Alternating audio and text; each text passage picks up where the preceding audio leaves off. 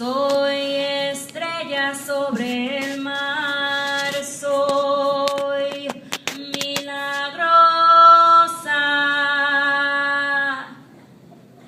Soy milagrosa.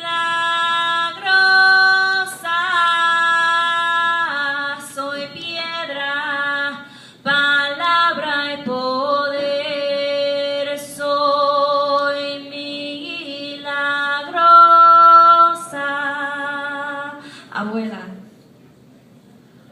Our common thread began in my mama's womb. Spun my fetus like a record in her cipher, sampled your stubborn and mixed in her father's posture. Our connection is full circle. Abuela, you bear of children. You seer of spirits. You are truly miraculous. You are the whispers of litanies and white lace tablecloths. Your melody is captured in the spilled candle wax of my skin. My tongue's a broken needle, scratching through the grooves of a lost wisdom, trying to find a faith that beats like yours. What secrets do your bones hold? What pattern does your dust settle into when I beat these drums inside my ribs? What color was the soil of your grandmother's garden? Abuela, how did you pray?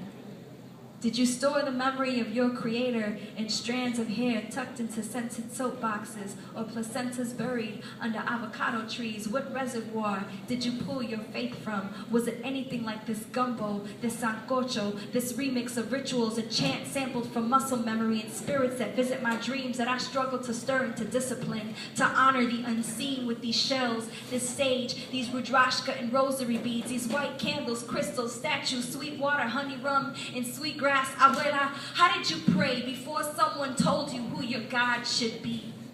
How did you hold the earth in your hands and thank her for its fecundity? Did the sea wash away your sadness? How did you humble yourself before your architect? Did you lower yourself to your knees or rock to the rhythm of ocean waves like I do? Abuela, how did you pray? Some say faith is for the weak or small-minded, but I search for your faith everywhere, needed to reassemble myself whole from these shards of Chicago ice and island breezes, so I can rewrite the songs of your silence and pain, your lonely fist broken to smile and burdens into a medley of mantras. Wish you could have shown me its shape, but I know it is here in every sacred breath, in the shadows of trees that you visit me in. In the flicker of flames I stare into, searching for what's divine. And I know my body is the instrument my maker uses to rearrange the broken chords of your history into a new symphony for my unborn children's feet to dance to. And I see you, grandmother, gathering with your sister and to chant the names of the living and the dead and remind us all that whether gathered in a marble temple around a midnight fire or block party speakers, we have always raised our hands to the sky, trying to touch the invisible force that holds these cells together into a fragile mass, children of different nations, but the same vibration. We be sound to beat, to bass, to bone, to flesh. We be sound to beat, to bass, to bone, to flesh. We are all truly miraculous.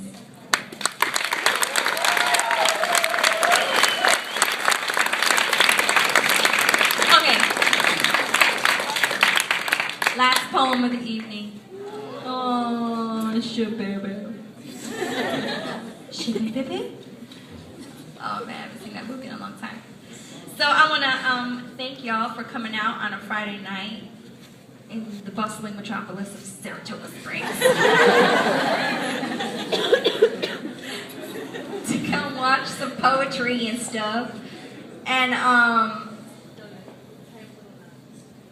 come over here and, you know, forego a Starbucks for a week, you know, let go of one Starbucks, whatever thing, muffin, latte, grande shit, and, you know, and put the $5 that you would have spent on your latte and put it over here to help support some little girls going to camp and spending some time in nature before it disappears.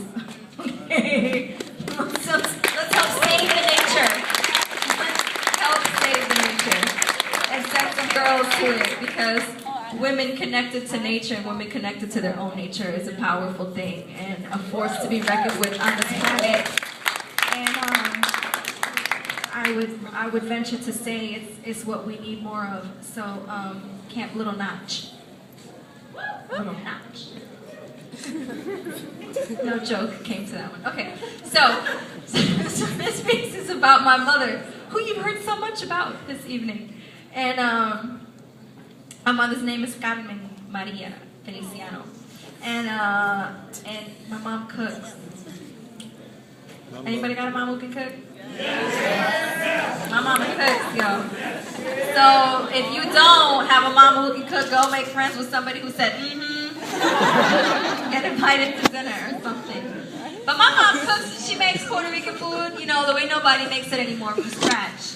And, you know, she refuses to use things from the can. She's just, you know, she's old school like that. So we have this thing we call arroz con dulce that we make for Christmas. And it's like a coconut rice pudding, right? And we have this other thing called coquito. It's like coconut and rum, right? Coconut, yes. And they're like, oh yeah, my friend makes coquito. Yeah. So she goes and she'll bring, you know, she'll pick out the coconuts and she'll bring them home. And she's like, this one's good. This one's not. This one's good. Maybe, you know. So she collects the coconuts and she brings them home. And then she pulls out her coconut hammer. She hammers the coconuts open, and then she pulls out her trusty coconut screwdriver, and she pries all the meat out the shell with the trusty coconut screwdriver. And then she takes the meat, she cuts it up, and she puts it in a blender with some hot water.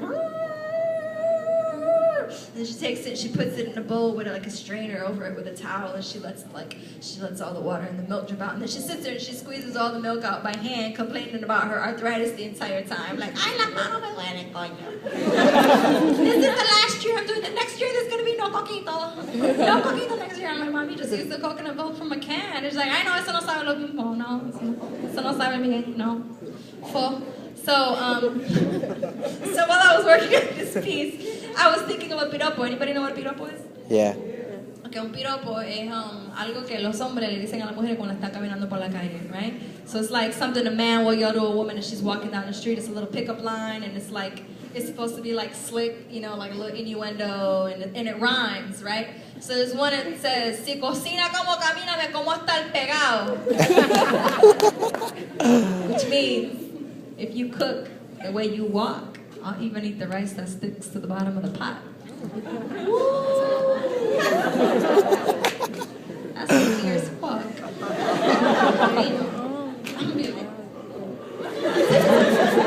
So Dominicans call it gong gong, right? Dominicans call it gong gong. Yeah. Gong gong gong gong. It's when you hit the metal pot with the metal gong gong gong. And then this is like full circle to my first poem about bad Puerto Rican Spanish, right? Because we say pegado when the appropriate word is pegado.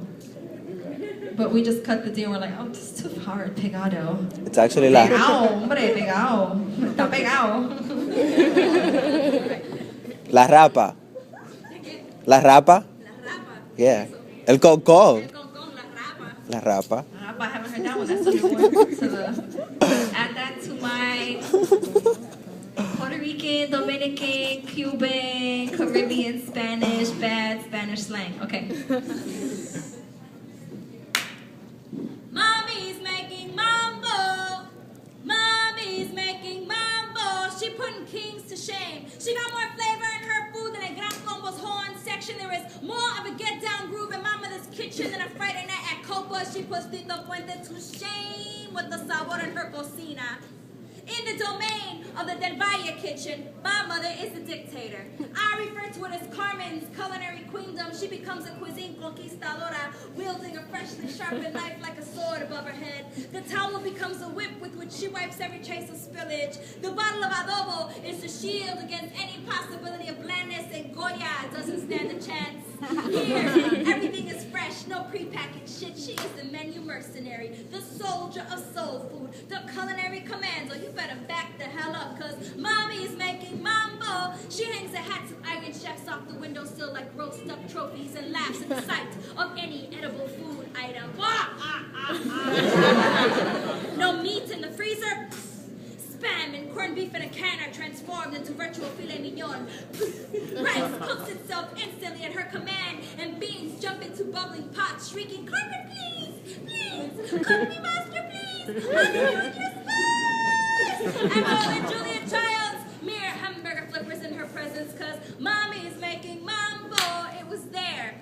in my mother's kitchen that I learned more than just how to cook. It's where I learned the rhythm, the essence of rhythm and power. I learned to dance in that kitchen. Shiny aluminum rice pots, clanging like cowbells with metal spoons, cast iron frying pans, a wooden mortar and pestle provided the percussion section. With the radio humming softly in the background, the fall of her steel blade on a wooden cutting board became the clave. The hissing of the pressure cooker harmonized with the sizzling of sofrito and bubbling beans, softening in covered pots in her hands, moved faster than Mongols on congas during a riff, making mofongo con caldo. She would take me by the hands and spin me into the oblivion of music, leaving me to dance in the center of the kitchen, my senses overloading with the sense of cumin, cilantro, and the sounds of Hector Lavoe, Gran Combo, and Tito Puente on the only Puerto Rican radio station in Chicago. She would return to singing and doing the shuffle from sink to stove, stove to sink, tasting and testing her masterpieces, answering questions like, Mommy, how do you make arroz con gandules? Or, Mommy, how do you make merengue? How do you dance merengue? Because Mommy is making mambo. The way to a man's heart is through his stomach and your hips. You better learn how to cook, mija. I learned to dance in my mother's kitchen, and I got all the secret recipes. 2.5 cups of caderas, a pound of gyrating pelvis, a pinch of pursed lips, a tablespoon of shaking shoulders, and a generous helping of soul. Combine and mix. This is a recipe for ritmo. You see, we like our food the way we like our music. Hot, spicy, satisfying, y con sabor, papa. I ingested rhythm through umbilical bonds, now ingrained in my DNA, and I can't rid myself of the sabor of my blood, the swing in my salsa step, the natural response to music, as stubborn as a plantain stem you can't wash off. Rhythm is inheritance, taste passed down through generations, movement is inborn, and I'm dancing the way my mother cooked, slow, sultry, spicy, sabrosa, natural, instinctively, dripping sweet sweat like fresh leche de coco, spinning as fast as piraguas melt in summertime, southside heat, dancing with as much kick as Gucci frito and Bacardi, standing strong like a morning time bustelo, dancing as urgently as a shot of roncaña, cooling myself off with cola champagne, pounding like a papaya, wongo, steamy as pasteles at Christmas, blending my hip-hop, my